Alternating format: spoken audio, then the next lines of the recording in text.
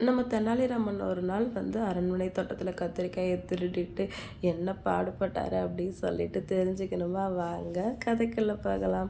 ஒரு நாள் வந்து அரண்மனையில் எல்லாருக்குமே வந்து விருந்து வச்சாங்க. அப்போ வந்து தெனாலிராமனும் அதில் கலந்துக்கிட்டாரு. அப்போது அரண்மனை தோட்டத்திலே விளைஞ்ச கத்திரிக்காயில் எண்ணெய் கத்திரிக்காய் செஞ்சு எல்லாருக்குமே பரிமாறினாங்க. அதை சாப்பிட்ட தெனாலிராமன், இந்த கத்திரிக்காய் ரொம்பவே சுவையாக இருக்கே, இதில் விதைகளே இல்லையே அப்படின்னு சொல்லிட்டு கேட்கவும், நம்ம அரசர் வந்துட்டு இது வந்து நம்ம அரண்மனை தோட்டத்தில் விளையிற கத்திரிக்காய், இது வந்து ரொம்பவே ருசியாக இருக்கும், அதனால தான் இதுக்கு நிறைய பாதுகாப்பு போட்டு வச்சுருக்கோம், இதை பறிக்க யாருக்குமே அனுமதி கிடையாது அப்படின்னு சொல்லிட்டு தெனாலிராமன்ட்ட சொல்கிறாரு. தெனாலிராமனும் வந்து சாப்பிட்டுட்டு அங்கேருந்து கிளம்பிடுறாரு. அவர் அதோட சும்மா இருந்திருக்கலாம். ஆனால் வீட்டுக்கு வந்து அவங்க மனைவி கிட்ட, நான் இன்னைக்கு அரண்மனையில் அரசரோட வந்து எண்ணெய் கத்திரிக்காய் சாப்பிட்டா, அது அரண்மனை தோட்ட கத்திரிக்காய் விதைகளே இல்லை, அவ்வளோ ருசியாக இருந்துச்சு, இன்னும் அதோட சுவை என்னோட நாக்கிலே இருக்கு, ஆகா அப்படின்னு சொன்ன உடனே அவங்க மனைவி கோவம் வந்துடுது. அது எப்படி என்னை விட்டுட்டு நீங்கள் மட்டும் தனியாக சாப்பிட்லாம், இப்போ எனக்கு அந்த கத்திரிக்காயை சாப்பிட்டே ஆகணும், எனக்கு அந்த கத்திரிக்காயை எடுத்துகிட்டு வந்து கொடுங்க அப்படின்னு சொன்ன உடனே தெனாலிராமனுக்கு என்ன பண்ணுறதுன்னு தெரியல. அந்த கத்திரிக்காய்க்கு வந்து நிறைய காவலர்கள் போட்டு வச்சுருக்காங்க, அப்படிலாம் போய் அதை பறிச்சிட முடியாது அப்படின்னு சொன்ன உடனே அவங்க மனைவி சமாதானமாகவே இல்லை.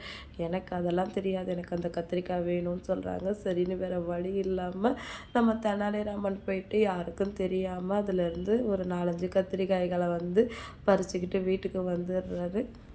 தெனாலிராமனோட மனைவி வந்து அதை சமைச்சு பரிமாறுறாங்க. போய் நம்ம பையனையும் கூட்டிகிட்டு வாங்க, சேர்ந்து சாப்பிட்லாம், அவனை விட்டுட்டு சாப்பிட மனசு வரல அப்படின்னு சொல்லிட்டு சொல்லவும், வேணாம் ஏதாவது பிரச்சனை ஆகிட போகுது அப்படின்னு தெனாலிராமன் சொல்கிறாரு. அதெல்லாம் இல்லை, அவனை விட்டுட்டு எப்படி சாப்பிட்றது, நீங்கள் போய் எழுப்பிட்டு வாங்க அப்படின்னு சொல்லவும், சரி ஒரு வழி பண்ணுறேன் அப்படின்னு சொல்லிட்டு தெனாலிராமன் போயிட்டு அவங்க பையனோட முகத்தில் தண்ணியை தெளிச்சிடுறாரு. என்னப்பா என்ன ஆச்சு அப்படி கேட்கவும், இல்லைப்பா வெளியில் மழை பெய்யுது, வா வீட்டுக்குள்ளே போகலாம் அப்படின்னு சொல்லிட்டு கூட்டிகிட்டு வந்து ட்ரெஸ் எல்லாம் மாற்றி உட்கார வைக்கிறாரு. என்னம்மா எனக்கு சாப்பாடு வேண்டாம் அப்படின்னு சொல்லிட்டு அவங்க பையன் சொல்லவும், தெனாலிராமனோட மனைவி இருந்துட்டு, இன்றைக்கி நான் என்ன சமைச்சிருக்கேன் தெரியுமாப்பா, அரண்மனை தோட்ட கத்திரிக்காயை சமைச்சிருக்கேன், சாப்பிட்டு பாரு ரொம்பவே நல்லாயிருக்கும் அப்படின்னு சொல்லிட்டு பரிமாறுறாங்க. தெனாலிராமனும் அவங்க பையனும் வந்து ஆசையாக வந்து சாப்பிட்டுட்டு ரொம்பவே நல்லா இருக்குன்னு பாராட்டுறாங்க. அடுத்த நாள் வந்து கத்திரிக்காய் வந்து திருட்டு போயிடுச்சு அப்படின்னு சொல்லிட்டு அரண்மனை பூரா வந்து செய்தி பரவிடுது. ராஜா வந்து யார் திருடினாங்கன்னு விசாரிக்கணும் அப்படின்னு சொல்லவும், ராஜகுருக்கு எப்போவுமே வந்து தெனாலிராமனை கண்டாலே பிடிக்காது, அதனால் தெனாலிராமன் மேலே தான் சந்தேகம் இருக்குது அப்படின்னு சொல்லவும், தெனாலிராமனை கூப்பிட்டு விசாரிக்கிறாங்க. அவர் நான் திருடவே இல்லையே அப்படின்னு சொல்லிடுறாங்க.